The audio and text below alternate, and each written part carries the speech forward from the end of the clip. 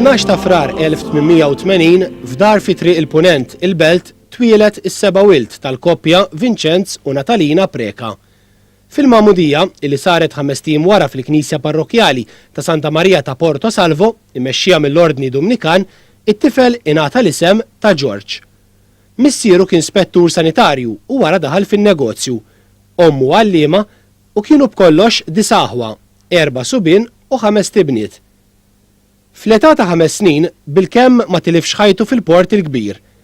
Kien is-16 ta' Lulju, festa tal-Madonna tal-Karmnu, meta s-seftura tal-familja ħadet lilu u lil-ħutu ix-xatt tal-Belt.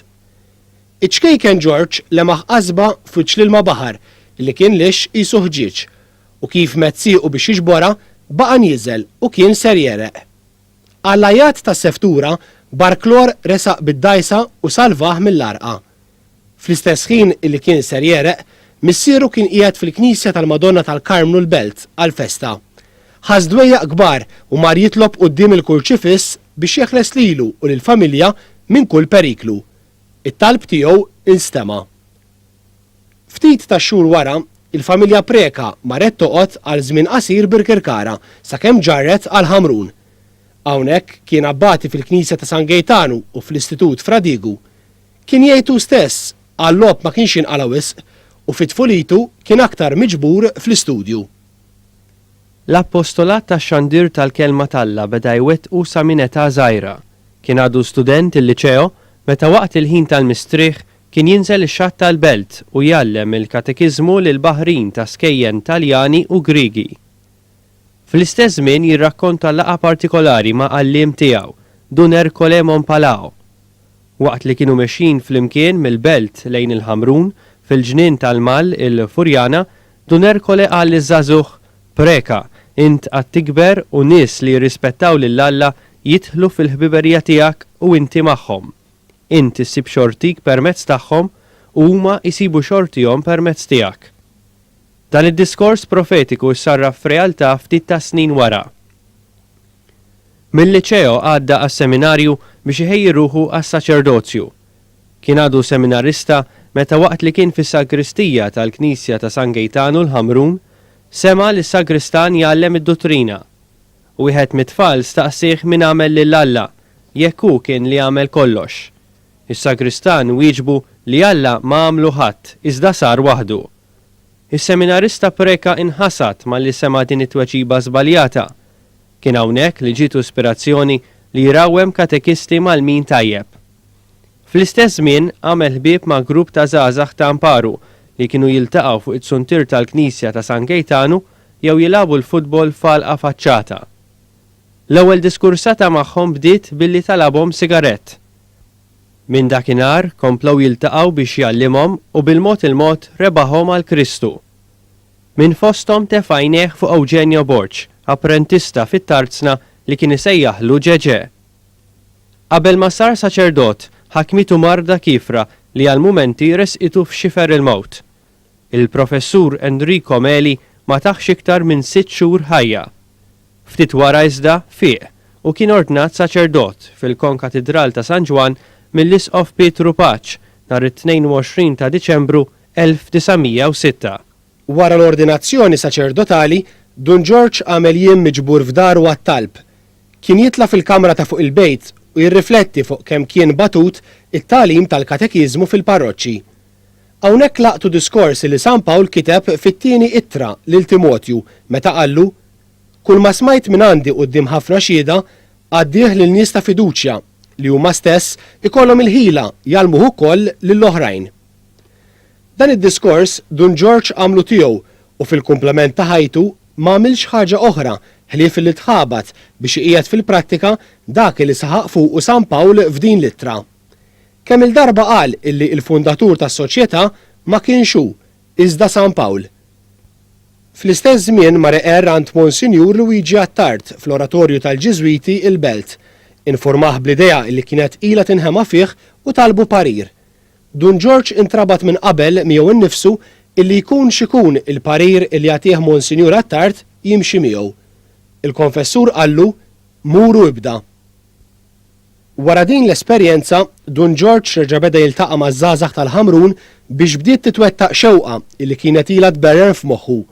Kien nhar is-7 ta' Marzu 1907 illi dan is-saċerdot novell kera dar żgħira f'numru 6 triq Fradigu il-Ħamrun, minn fejn kull filgħaxija beda jgħallem lil dawn iż-żgħażagħ illi kull ma jmur bdew jiżdiedu. U hekk twildet is-Soċjetà ta' Duttrina Nisranija illi għall-ewwel kienu jsejħula bin-numru tal-bieb ta' din id-dar, in-numru sej, jew Soċjetà ta' Uliet il-Papa, minħabba illi il-fundatur kien jisħaq ħafna fuq il-lealtà lejn il-kap tal-Knisja Kattolika. F'waħda mill-laqat, Dun George wara x-xewqa illi din is-soċjetà tingħata isem. Wieħed miż-żgħażagħ, Salvu Muscat, issuġġerixxa illi tissemma mużew, post fejn ikun hemm affarijiet ta' preġju illi f'dan il-każ kien it-tagħlim dwar il-kelma ta' Alla. L-idea intoġbot u mqanqlin mill-entużjażmu ollew li Salvu fuq l-ispallejn u b'qoxra ta' rummiena kiteb fuq il-ħajt tal-faċċata il-kelma mużewm. Lil kull waħda minn dawn l-ittri Dun George ta' tifsira b'kelma bil-Latin, Magister utinam sequatur Evangelium Universus Mundus, li jfissru mallem u li kieku d-dinja kollha timxi fuq l-Evanġelju. Iċ-ċentri tad-Duttrina bdew jissejħu oqsma u l-membri soċi. F'inqas minn sena, il-mużewm ħareġ mill-Ħamrun. Fi frar 1908, Eugenio Borch beda jlaqqa l-ewwel klassi ta' tfal u żgħażagħ f'Bormla. Minn hawnhekk il-preżenza tal-mużewm bdiet tinfirex fil-lokalitajiet kollha bil-membri jieħdu kull opportunità li jlaqqgħu lin-nies għat-tagħlim. Fl-1911, Dun George ħatar lil Eugenio bħala l-ewwel superjur ġenerali. Dun George ried illi fis-soċjetà ikun hemm ukoll membri nisa impenjati. L-ewwel dar ta' Duttrina għall-bniet fetħet fl-10 ta' Jannar 1910 f'Raħal Ġdid. Minn hawnhekk bdew jinfetħu ferat għat-tagħlim tal-bniet f'lokalitajiet oħra u Ġannina Kutajjar intażlet bħala l-ewwel superjura ġenerali tas-sezzjoni tan-nisa. Lejn l-1910 Dun George jirrakkonta li kellu viżjoni. Kien għaddej minn dejn is-salib tal-Marsa fi triqtu lejn Raħal Ġdid biex ikellem lis-Superjura Ġenerali meta lemaħ tifel ta' 12 sena jimbotta karretta li kellha roti wisgħin u baxxi b'qoffa demel fuqha. B'ton ta' kmant, it-tifel talbu biex jagħtih l-għajnuna. Nara dan it-tifel. Bidun lejn, jisbilha l-fuq. Għalli b'klim ta' imperju, b'klim ta' kmant. Għalli għattini l-għajnuna. Dun George kollu umiltà laqat iqis li kien bis-suttana u lanqas xetaw jgħidu n-nies fuqu mett idu u beta jgħinu jimbotta mill-qoffa. Mal-qed dawn id-dejn qed intaraw mal-qoffa tal-ġibel inħasslew wara l-ġibel il-sista ma nistax ngħid sar minni. U l-għada ġejt irrifletti fuq il-viżjoni. Fi spiritu ta' riflessjoni u ikkonkluda li l-karretta kienet is-soċjetà tal-mużewm, id-demel u t-tagħlim u t-tifel kien Ġesu li qed jorih xrid minnu li jingħata bruħu u ġismu fl-appostolat tat-tagħlim. Din il-viżjoni Dun George ma waqafx jirrakkontatu l-ħajtu kollha għax kienet isserraħlu rasu li mhux tal-li hu qed jimbotta imma hemm it-tifel qed jiġbed. Hemm Ġesu li qed imexxi s-soċjetà. Din l-opra li Dun George kien beda ma ridix li tkun xi ħaġa tiegħu u li s-soċi kien ħobb jgħidilhom li huma kienu miegħu jimbuttaw dik il-karretta bid-demel, iwasslu it-tagħlim li jagħti l-ħajja. Dak li Dun George preka beda formalment nhar is-7 ta' Marzu 1907 kellu jistenna 25 sena biex jikseb l-approvazzjoni mill-awtoritajiet tal-Knisja f'Malta. It-triq ma kienitx ħafifa. Fil-bidu kellu jħabbat wiċċu ma' problemi u tfixkil. F'ġurnali lokali deru artikli mimlija inġuri u disprezz leħ lejn is-soċi u lejn il-mużewm. Quddiem dan il-mument ta' prova, Dun George impona fuq il-membri tiegħu il-vot tal-manswetudni li bih jintrabtu li jaħfru mill-qalb lil min ikasbarhom. Kien jinsisti magħhom biex ma jirrispondux għal dawn l-attakki u ma jħallux lil dawn itelfulhom il-paċi ta' qalbhom. Is-soċjetà ma ffaċċjax biss reżistenza minn barra, imma saħansitra minn elementi fiħdan il-Knisja stess. Fl-1909 il-Vigarju Ġenerali Monsinjur Salv Grek ordna l-eluq tal-oqsma kollha. Dun George obda minnu fih. Għalli inti għandek dak l-istituti. Għalli naħdihom kollha. Ma tadvenven l-identifikazzjoni di. Naħdihom kollha. Għattu intom il-superiori, jena tudizzakom, għandi natrikom. Kollha s-sir, naħdihom kollha. Għattu Benedista u il-ħaq tal-aqt li żewġ Din l-ordni malajr inbidlet wara li l-kappellani uraw id-diżapprovazzjoni tagħhom mal-Vigarju Ġenerali. L-għajdut u l-għajjiet fuq din is-soċjetà kompla tant li fl-1916 l-isqof Mauro Caruana fetaħ inkjesta biex isir jaf iktar dwar il-mużewm. Il-konklużjoni tal-inkjesta kienet li Malta kellha għalfejn tifraħ għal fatt li Alla batilha saċerdot bħal Dun George u li din is-soċjetà kellha tibqa' ħajja għax permezz tagħha kien qed isir ġid kbir. Saru wkoll xi rakkomandazzjonijiet. L-istess isqof illi snin qabel kien stqar li sakemm idum raj spiritwali tal-Maltin u ma japprovax il-mużewm tal-approvazzjoni tiegħu. Id-digrit tat-twaqqif tas-Soċjetà tad-Dottrina Nisranija skont il-liġijiet tal-Knisja iffirmat mill-isqof Mauro Caruana ħareġ nhar 12 ta' April 1932. Nar l-ewwel ta' Mejju ta' dik is-sena, il-membri kollha tal-mużewm inġabru fil-Knisja tal-Ġiżwiti l-Belt għal qudiesa ta' Ratti l-Ħajr lil Alla fl-okkażjoni tat-twaqqif kanoniku tas-soċjetà u fit-tmiema tkanta it-Tedeum. Mal-approvazzjoni tal-mużewm, il-Knisja approvat ukoll ġabra ta' regolamenti infassla minn Dun George innifsu. Magħrufa bħala ir-regola, din kellha tkun gwida għal ħajja is-soċi u għas-soċjetà nnifisha u turija tal-ħajja ta' qdusija u ta' appostolat illi toffri l-għaqda imwaqfa minnu. Minn meta beda l-mużewm, Dun George inxteħed bruħu u bġismu biex iwassal it-tagħlim tal-Vanġelu lil poplu permezz tal-kelma u l-kidba.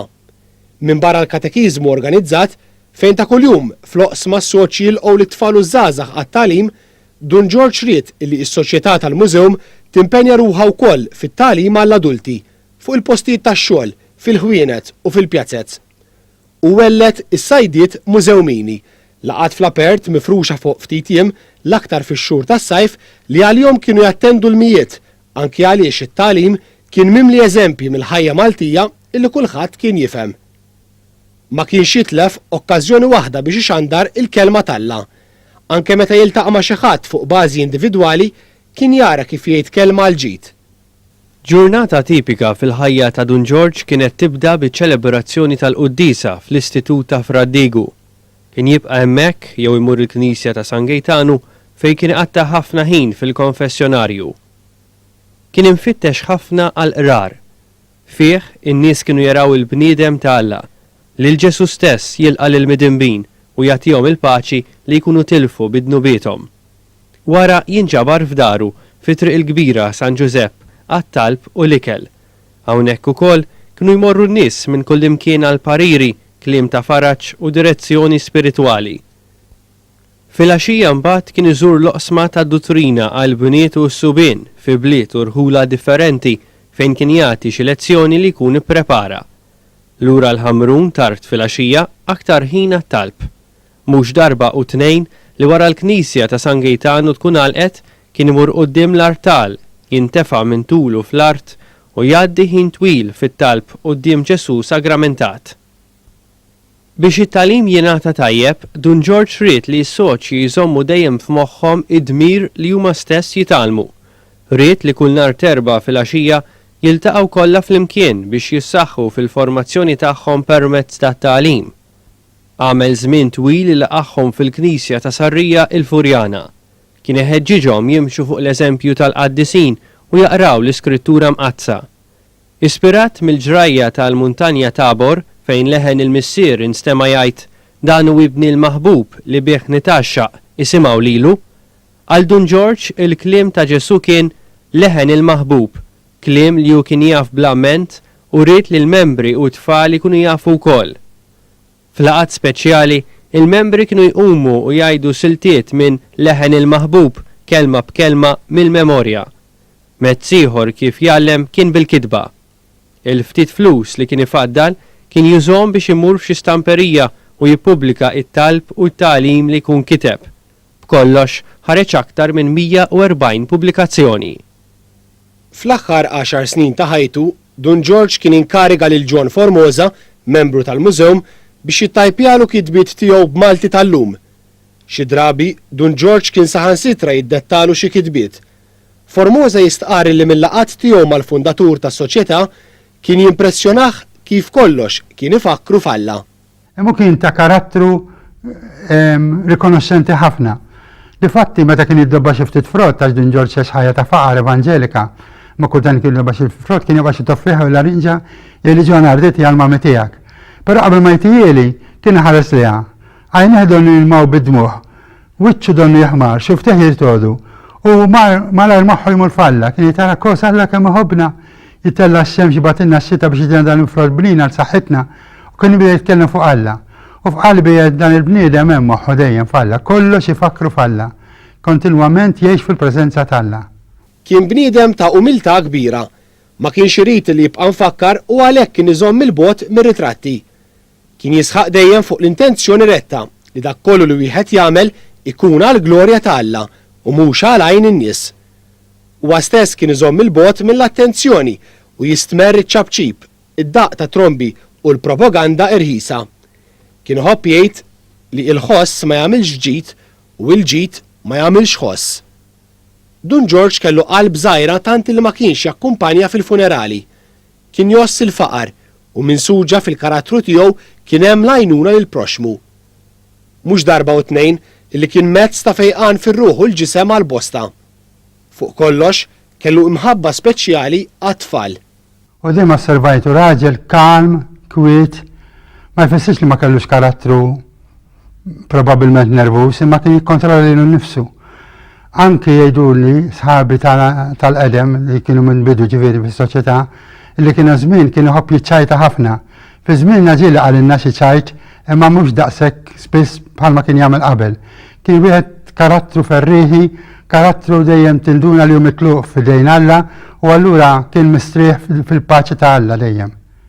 U bħal kull bniedem ieħor, f'ħajtu kellu dawk il-mumenti li ħallew fih ferħ kbir. Iżda daqstant ieħor okkażjonijiet illi kienu jsewdulu qalbu. Kienu jferħuh ġeneralment dawk iċ-ċirkustanzi li fiha jara n-nies qegħdin iħobbu l-Alla, allura jiġu jisimgħu l-kelma t'Alla kien jieħu pjaċir meta jara n-nies ġejjin jisimgħu l-kelma t'Alla. U anke meta jara l-kwiet u l-kalma fost in-nies, id-disgwid ma kienx iridu. Niftakar darba smajtu jilmenta li minħabba l-politika Malta nqasmet fi tnejn. Għalja ħasra konna poplu wieħed xi ġranna kif inqsamna kien irid jifri l-poplu jkun maqgħud fl-imkien.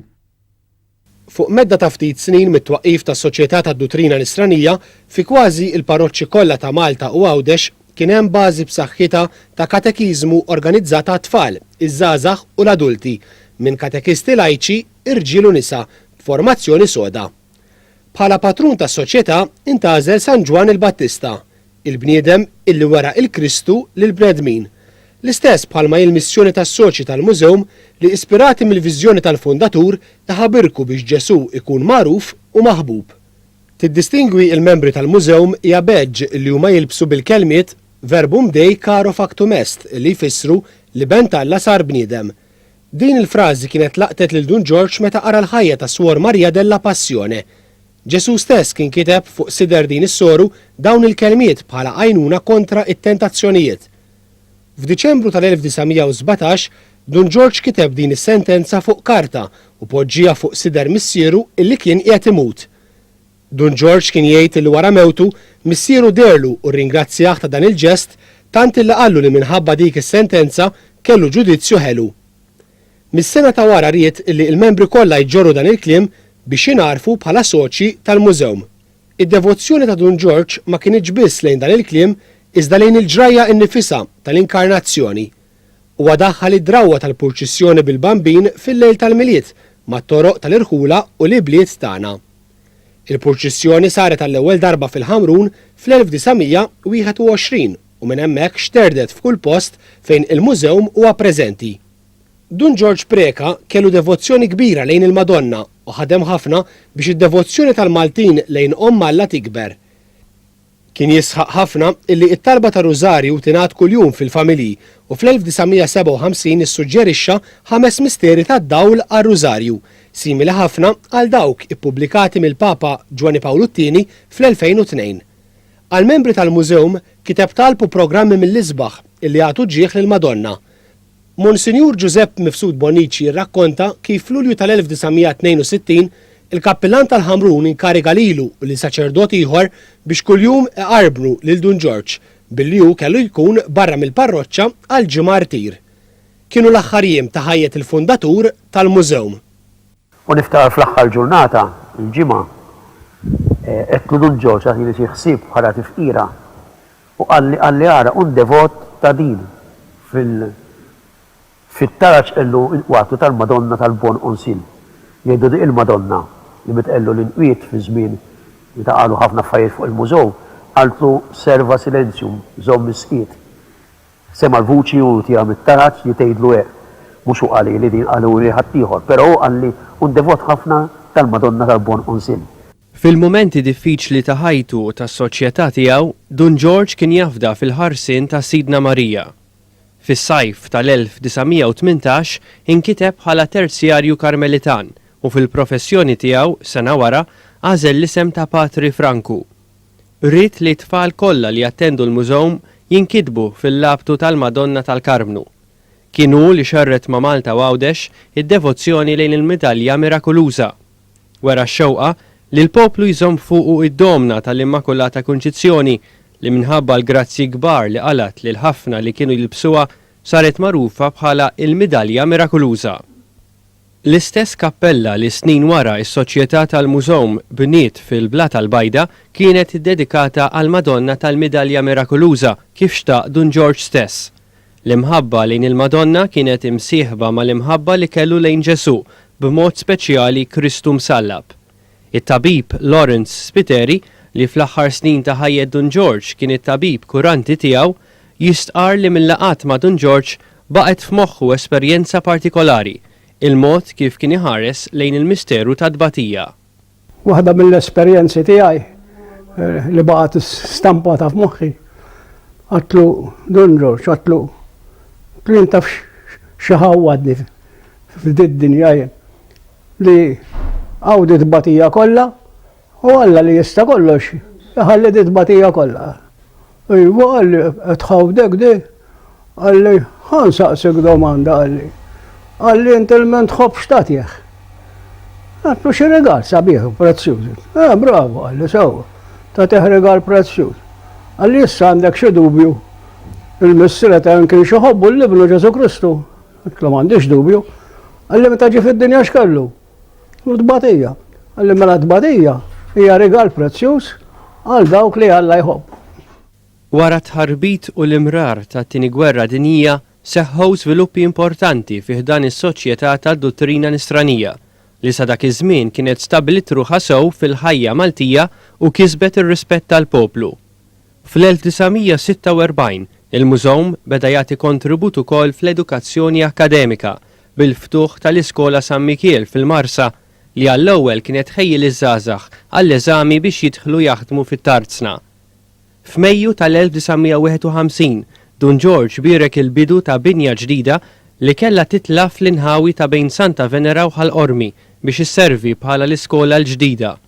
3 xhur wara saret iċ-ċerimonja uffiċjali ta' tqejjid tal-ewwel ġebla mill-Arċisqof Mikiel Gonzi. L-iskola San Mikiel ma baqgħetx waħda biex tħejjil l-istudenti għall-impjieg fit-tarzna, iżda istituzzjoni li toffri edukazzjoni fil-livell sekondarju kollu. Is-soċjetà bdiet taħseb ukoll biex ikollha post wieħed ċentrali għall-amministrazzjoni tagħha biex tkun tista' tlaqqas soċji kollha għal laqgħat ta' nhar Erbgħa u f'okkażjonijiet speċjali flimkien ma' kappella għat-talb. F'Ottubru 1954 l-Arċisqof Gonzi birek l-ewwel ġebla tad-Dar Ġenerali tas-Soċjetà fil-Blat tal-Bajda. Dun George sejjaħ dan il-post forġa li fiha jinqeret id-dnub. Żvilupp importanti fil-ħajja tas-soċjetà seħħ fl-1952 fil-Knisja ta' Sarrija l-Furjana waqt laqgħa ta' nhar Terba mas-soċji Dun George għażel 6 fosthom biex imorru għall-appostolat fl-Awstralja, kontinent tant imbiet fejn il-Maltin emigranti kienu preżenti bl-eluf. Kien l-ewwel pass ta' ħidma missjonarja mill-mużewm, mhux minn saċerdoti jew reliġjużi kif kien jiġri sa dak iż-żmien, imma minn lajċi impenjati li jpoġġu fil-prattika l-viżjoni li kellu il-fundatur tagħhom. Fl-aħħar xhur ta' ħajtu kontra qalbu Dun George kellu jiċċaqlaq mill-Ħamrun minħabba li sit il-post rieta għalih dik id-dar fi triq il-kbira San Giuseppe. Flimkien ma' Nelly Bartolo, soċja li kienet toħodlu ħsieb il-bżonnijiet ta' kuljum, mar joqgħod fid-dar San Gaetanu, triq il-parroċċa Santa Venera. F'Lulju 1962 kien marit sew, iżda anki fuq is-sodda tal-mewt baqa' jiċċajta ma' tfal, nepotijiet ta' Nelly. Dun George li dejjem żamm il-bogħod mir-ritratti fl-aħħar ta' ħajtu ċeda u aktarx il-bsens ta' gratitudni lejn min dar bih ħalla il-min joħodlu ritratt mal-familjari ta' Nelly. L-aħħar ta' ħajtu qattaħħom wuġuh fis-sodda qrib ħafna ta' Ġesu permezz tal-qari tal-Vanġelu u t-talb. Miet fl-età ta' 82 sena nhar il-ħamis 26 ta' Lulju 1962 ftit wara is-7:30 ta' filgħaxija. Dak il-ħin il-parroċċi kollha f'Malta kienu maquda fit-talb f'sija adorazzjoni quddiem Ġesu sagramentat għal bżonnijiet tiegħu. Għadu li m'għandux pjaneta biex jindefend biha, pjaneta vjola, naturalment saċerdot jindefend bil-pjaneta vjola. U jiena kont għandi rajt set tal-pjaneti u luli olla, naturalment pjaneti umani ta' iż-żmien, u għattilhom ġibu tiegħi. U mort u ġib tiegħi pjaneta vjola kont għandi możajtix użaw Dun George biss. U tajtu qol il-berettin u l-lar u ġibtu il-lins ta' ħuti għal-tmis. U indifem bihom, ħaġa razzja kbira li indifem bihom. L-għada ittieħed f'tebut mikxuf għall-Knisja Parrokjali ta' San Gaetanu fejn tqija tal-qima tal-pubbliku.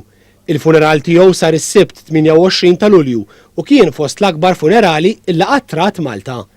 Il-poplu ħassu fid-dmir illi jagħti l-aħħar tislima lill-benefattur kbir tiegħu. Dun George indifen fil-kripta tad-Dar Ġenerali tal-Mużewm fil-Bla tal-Bajda, taħt il-kappella tal-Madonna tal-Midalja Mirakoluża. Mal-mowt ta' Dun George Preka kienu diġà għaddew 55 sena minn meta fil-Ħamrun inżerat żerrija li sarfet fil-mużewm. Ix-xewqa li nibtet f'qalb il-fundatur fil-bidunet tas-seklu 20 komplu wara mewtu il-membri ta' din is-soċjetà li fuq l-eżempju tiegħu impenjaw irwieħhom fl-għalqa tal-mulej permezz tal-appostolat. Illum, mit-sena wara, dik iż-żerrija għadha tagħti l-frott li qed jitgawda mill-popli f'7 pajjiżi. F'Malta u Għawdex il-mużewm huwa preżenti kważi fil-lokalitajiet kollha, b'64 qasam tas-subien u 51 tal-bniet. Minn Malta wkoll is-soċjetà topera stamperija u dar ta' pubblikazzjoni għal kitbiet ta' natura reliġjuża. Fost dawk l-aktar magħrufa għalihom tibqa' traduzzjoni tal-Bibja għal Malti mill-professur Pietru Paul Sajdon li ħalla lis-soċjetà id-drittijiet tat-traduzzjoni. Tmexxi wkoll l-Iskolja Sekundarja San Mikiel li issa għalqet 60 sena u ma' ġenba Dar il-Ħanin Samaritan li toffri residenza u kura għas-soċi anzjani. Lilin minn xtutna mbagħad l-akbar preżenza tinsab fl-Awstralja b'soċji subien imexxu ċentri ta' dottrina f'5 stati: New South Wales, Queensland, South Australia, Tasmania u Victoria. U soċji bniet f'żewġ tibliet ewlenin, Melbourne u Sydney. Is-sezzjoni tal-irġiel illum għandha wkoll oqsma fil-belt kapitali tas-Sudan, Khartoum, Lurin fil-Peru, Ruiru fil-Kenja, Brixton fl-Ingilterra u Korċe fl-Albanija. Min barra is-soċjetà innifisha, Dun George ħalla wird kbir permezz tal-kitba tiegħu. Huwa stess kien jgħid li l-ħsibijiet u x-xewqat tiegħu jinsabu kollha f'kitbietu. Għalhekk, anke għal dawk li lil Dun George ma jiftakruh xejn, il-kitbiet tiegħu huma l-aqwa sors ta' informazzjoni dwar dak li rid jgħallem, il-messaġġ li rrid iwassal. U kellu isu motto f'moħħu li Alla għandu jiġi magħruf u maħbub. Allura l-iskop tal-kitba tiegħu kienet kollha indirizzata biex hu kemm jista' jkun ħeġġeġ u jgħin lin-nies uħobbu lill-Alla. Dun George kien jemmen ħafna fil-qawwa tal-kelma miktuba. F'ħajtu kiteb aktar minn 140 ktieb.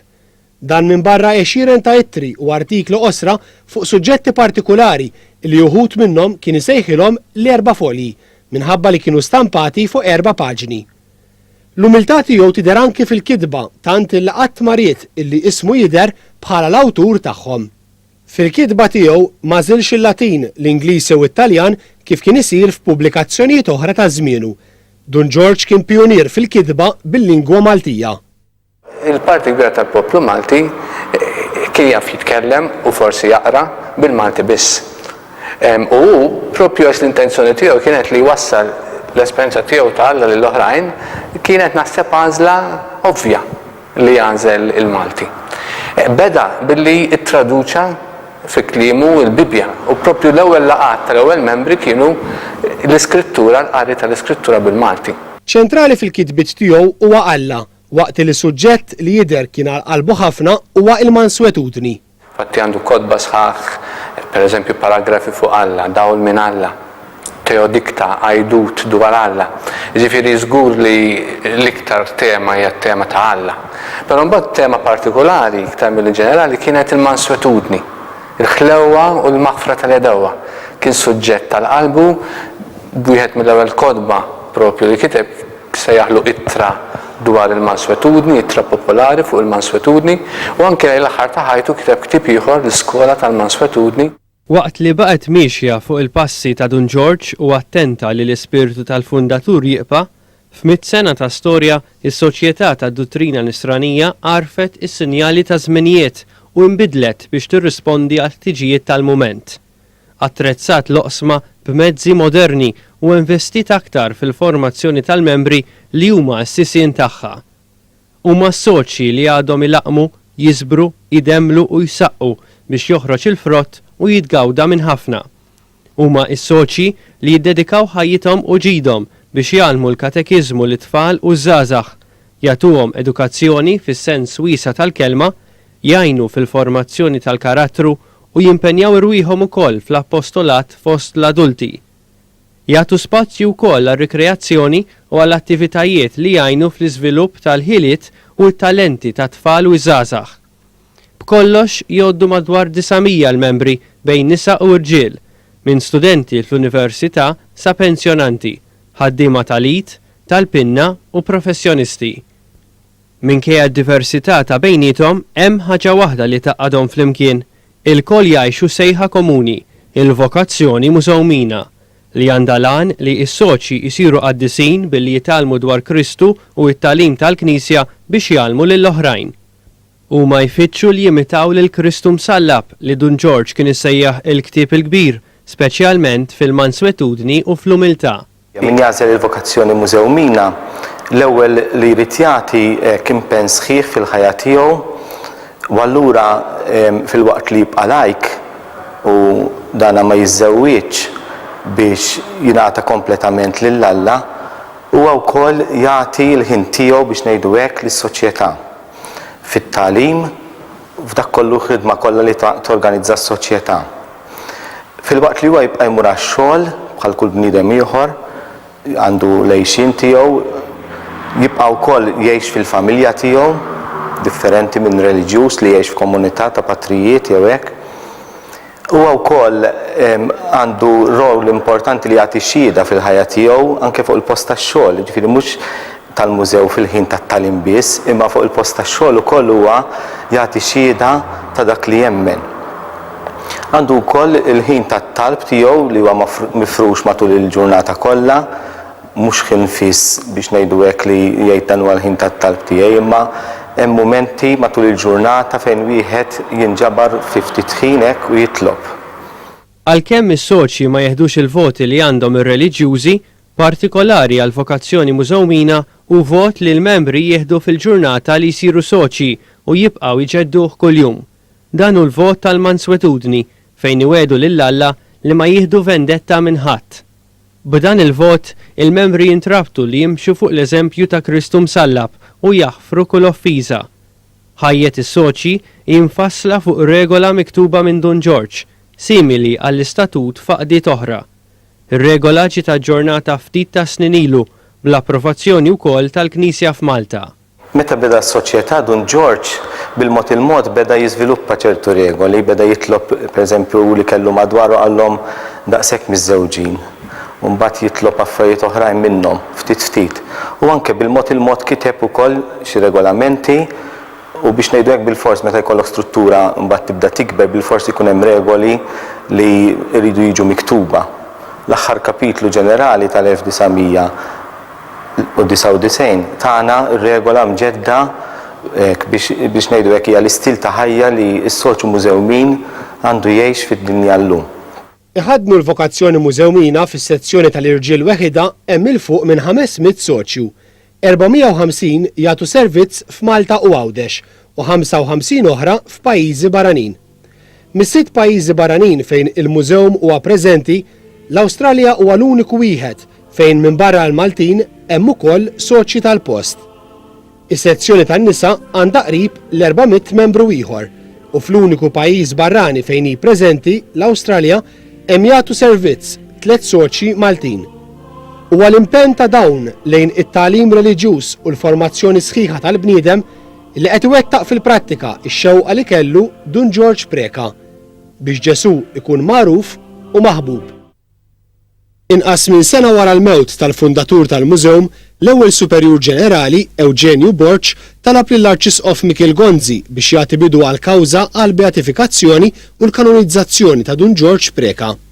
Bil-għajnuna ta' Patri Giuse Delija, Ġiżwita illi aktar il-qudiem inħatar bħala l-ewwel postulatur tal-kawża, is-Soċjetà ta' Dottrina Nisranija bdiet tiġbor tarif dwar il-virtujiet insara ta' Dun George u ppubblikat l-ewwel biografija dwar ħajtu. F'Settembru 1971 l-Arċisqof Gonzi ressa uffiċjalment talba lis-Santa Sede biex tinfetaħ il-kawża għal beatifikazzjoni u l-kanonizzazzjoni ta' Dun George. It-talba intlaqet u nhar l-24 ta' Ġunju 1975 l-Arċisqof ippubblika id-digriet tal-bidu tal-kawża. 3 xhur wara, Patri Mark Said, Dumnikan, inħatar bħala t-tieni postulatur tal-kawża. Il-proċess li l-Knisja tagħmel biex tara jekk wieħed minn ulieda jistħoqlux jiġi ddikjarat beatu jitlob studju dwar il-ħajja tajba u l-virtujiet ta' persuna u studju ieħor dwar miraklu li jkun seħħ bl-interċessjoni tiegħu. L-ewwel fażi tal-istudju dwar dawn iż-żewġ aspetti isir fid-djoċesi fejn il-qaddej ta' Alla ikun miet u għalhekk fil-każ ta' Dun George il-kawża tiegħu bdiet tinstema' quddiem Tribunal tal-Knisja f'Malta. Din il-fażi damet għaddejja 12-il sena u ntemmet fl-1988 bid-dokumentazzjoni kollha mbagħad tintbagħat lill-Kongregazzjoni tal-Kawżi tal-Qaddisin fil-Vatikan għal aktar studju. Fl-1996 Monsinjur Charles Xikluna inħatar bħala il-postulatur il-ġdid tal-kawża. Fl-1999 seħħu att ta' żviluppi importanti fil-kawża. Fis-16 ta' Marzu, it-teologi membri tal-Kongregazzjoni tal-Kawżi tal-Qaddisin iddikjaraw unanimament li kien ippruvat li Dun George Preka għex il-ħajja nisranija tiegħu b'mod eżemplari, b'mod erojku.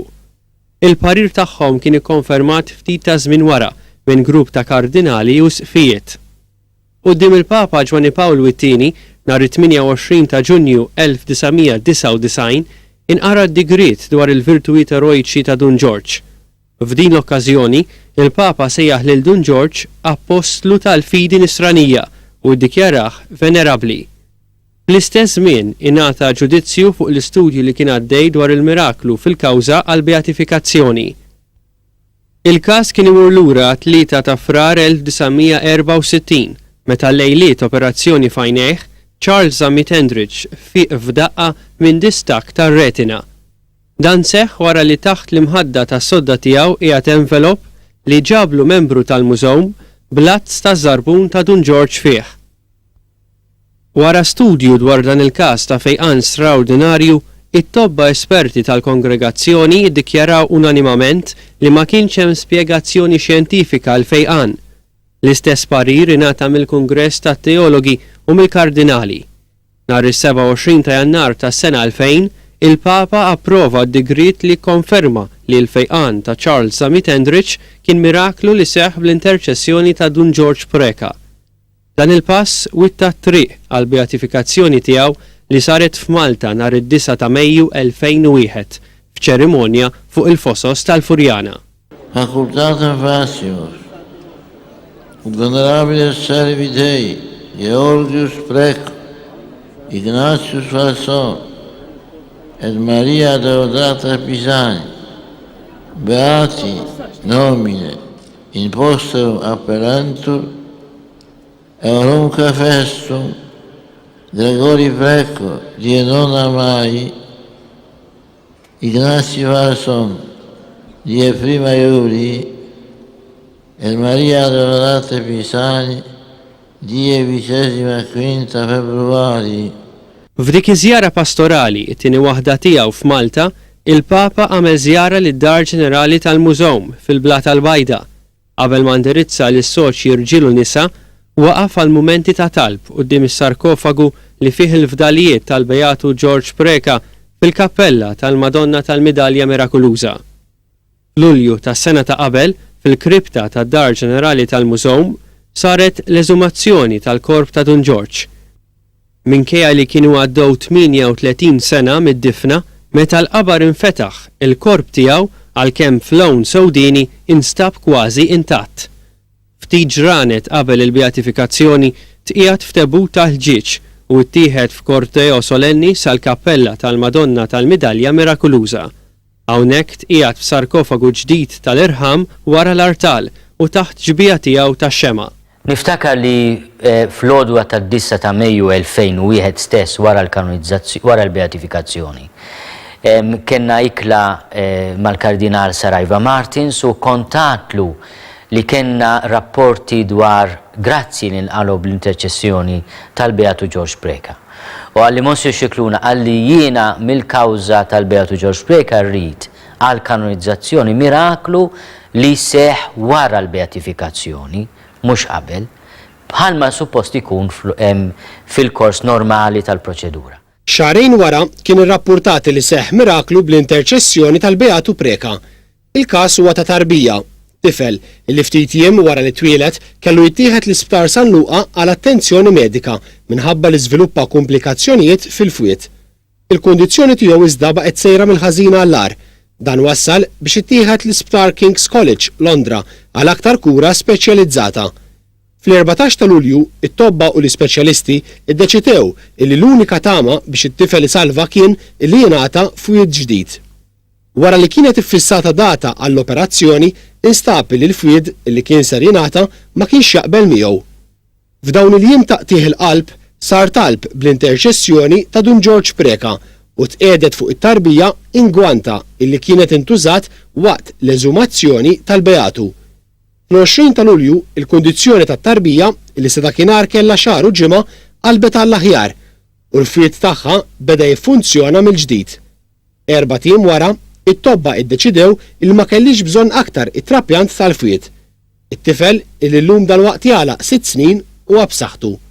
Ġiet irrapportata din il-grazzja kbira lejn it-tmiem tal-2001 ingħaltqajt mal-ġenituri tat-tifel li ġinfejja għal-miliet meta ġejt minn Ruma għal-jiem tal-miliet biex nkun mal-familja tiegħi, iltqajt magħhom ukoll, smajt l-istorja tagħhom u iddeċidejt nieħu l-ewwel pariri mediċi biex inkun naf jekk il-każ jistħoqlux approfondiment.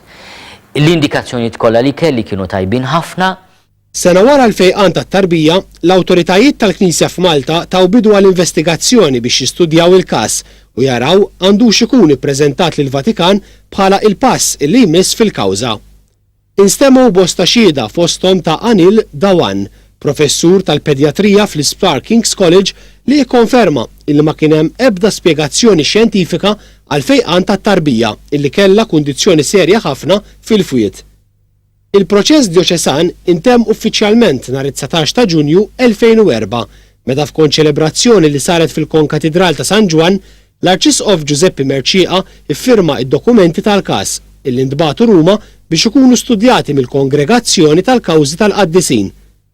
Hawnhekk fi 3 stadji differenti it-tobba esperti waqt il-konsulta medika, it-teologi u l-kardinali u l-isfijiet membri tal-kongregazzjoni taw parir pożittiv dwar il-każ.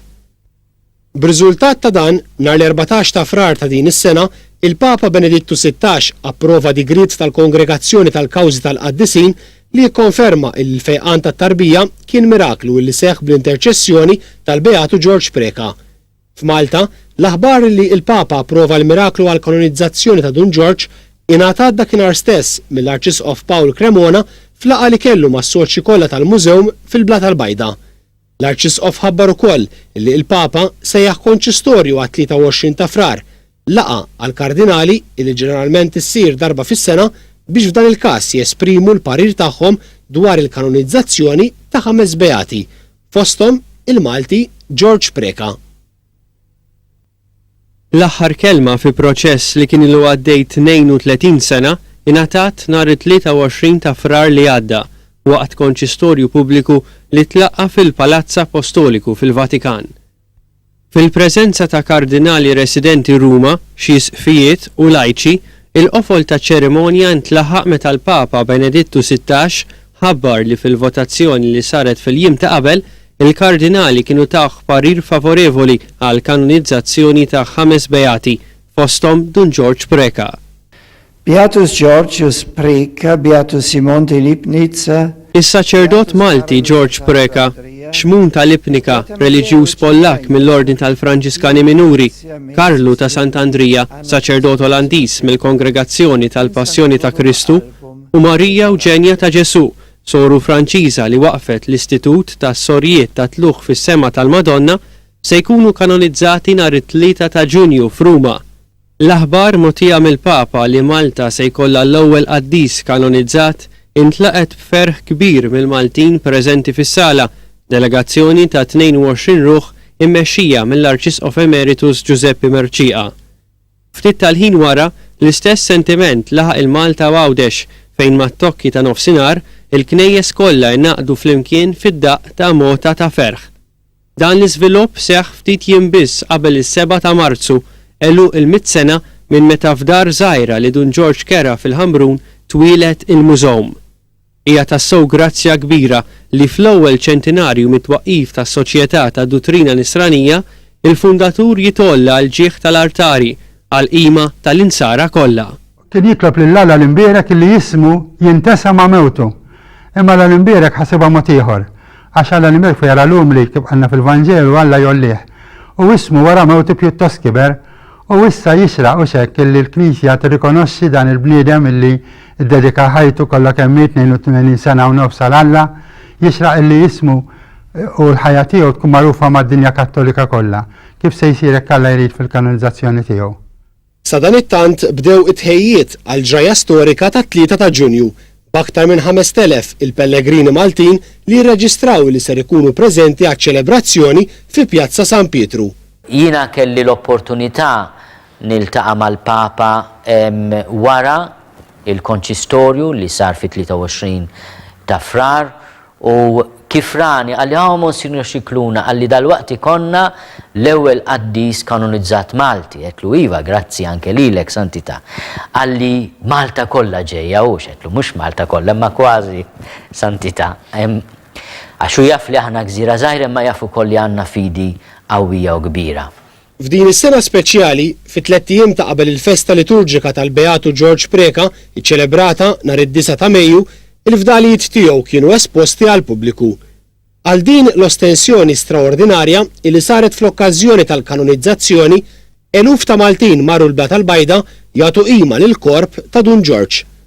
Ir-relikwja tal-Beatu Preka li ser tittella Ruma fl-okkażjoni tal-kanonizzazzjoni u li wara ser titqiegħed għal qima tal-insara f'Malta u Għawdex ser tkun dem tiegħu li qiegħed f'tubu żgħir. Id-dem kien intrefa mit-tabib Lawrence Piteri illi fl-aħħar snin ta' ħajja Dun George għamel żmien bħala tabib kuranti tiegħu. Darba kelli okkażjoni noħodlu daqsxejn dem, naralu daqsxejn dem, u kif kont qed noħod dem mat ta' min iżomm kampju ta' daddem għal li xdabni dem qadis. U hekk għamilt insomma, żammejt xi 3 dan hawn capillary tubes mimlijin bid-dem u siljajthom u dak meta jiġi siljat jibqa' għal dejjem. U tajt wieħed il-Soċjetà tal-Mużew, wieħed il-parroċċa ta' dana tal-ħamrun. U jħed il-ġar waħda li tigret tiġi minnu toqgħod ma' ġemna. Waqt ir-rit tal-kanonizzazzjoni, ir-relikwija bid-demm ta' Dun George titressa quddiem il-Papa Benedittu 16 illi ser jippresjedi iċ-ċelebrazzjoni. Fi kliem il-postulatur, Monsinjur Charles Scicluna, il-Papa għandu għarfien dwar il-ħajja u l-ħidma ta' Dun George Preka.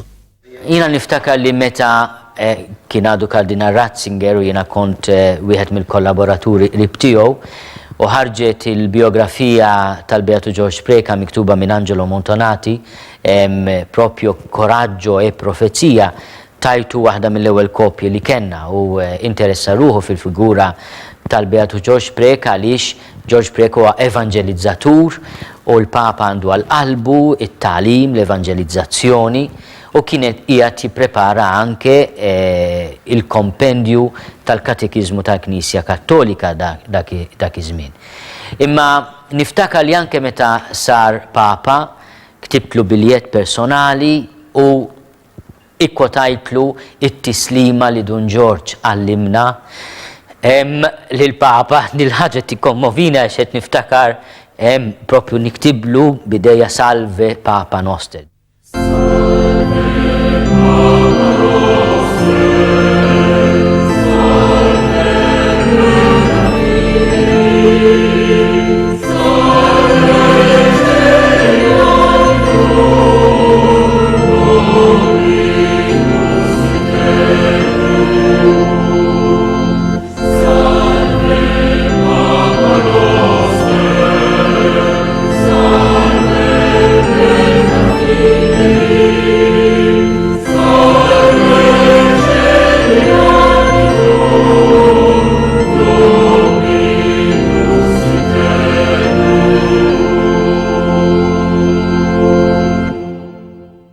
Għal-Knisja Universali, ċerimonja ta' kanonizzazzjoni hi festa kbira li tikkonferma li l-Knisja hi Kattolika imma wkoll qaddisa anke f'Ulieda. Monsinjur Scicluna jispjega s-sinifikat tal-avveniment ta' 3 ta' Ġunju għal Dun George innifsu u għal poplu Malti. Fuq il-livell tal-persuna ta' Dun George naħseb jiena u li ħabb lil qaddisin u ġalna nħobbuhom lil qaddisin. Għalih itfisser rikonoxximent ta' dak kollu li għamel Alla fih. Nimmaġina George fl-umiltà tiegħu li akkwista matul ħajtu jgħid ma' Marija, il-mulej għamel miegħi ħwejjeġ kbar. Dun George ma jaqafx fih innifsu żgur. Qatt ma għamilha mhux jagħmilha fil-ġurnata tal-kanonizzazzjoni tiegħu, iħares lejn Alla u jgħidlu għamilt miegħi ħwejjeġ kbar. U nħoss li l-poplu Malti jista' jgħid l-istess kelma. Il-mulej għamel magħna ħwejjeġ kbar. Għamel magħna ħwejjeġ kbar fil-persuna ta' Dun George u anke fl-istorja ta' jista' jiddispjaċini la kommossiba il-poplu Malti jifhem kemm din ħaġa hija straordinarja u kemm hi xorti kbir għalina li qegħdin ngħixu din il-moment tant storiku fl-2000 sena ta' storja nisranija tagħna. F'messaġġ għal din l-okkażjoni, l-Arċisqof Paul Cremona appella lil poplu Malti biex f'ħajtu jimita lil Dun George u jimxi fuq il-passi tiegħu. Jina dan il-jum nikkomparaħ ma' dak li jgħid San Pawl fuq Ġesu għaliex obda Ġesu Alla u l-lieħ. Wara din il-ċelebrazzjoni kbira għandna bniedem, saċerdot, umli, mimli bl-ispirtu li qatt ma prova jieħu pubbliċità. Jiġifieri it-talima kbira tagħna f'dan il-jum hija proprju dan. Ejjew lil Dun George nimxu fuq il-passi tiegħu li huma passi ta' iktar milli ta' xi ħaġa li hija esterna, ħaġa li hija interna ġewwa fina. Ħalli verament il-glorja tagħna tkun dak li għatina l-imbirek, li hija glorja ta' ferħ, glorja ta' evangelizzazzjoni, glorja ta' motivazzjoni. Jekk kull wieħed u waħda minna jimxi fuq il-passi tal-ħajja ta' Dun George, fuq it-talim tiegħu. Anke Malta, l-Knisja f'Malta u Għawdex ikollha valur differenti Kristjan, skont il-qalb tal-Mulej.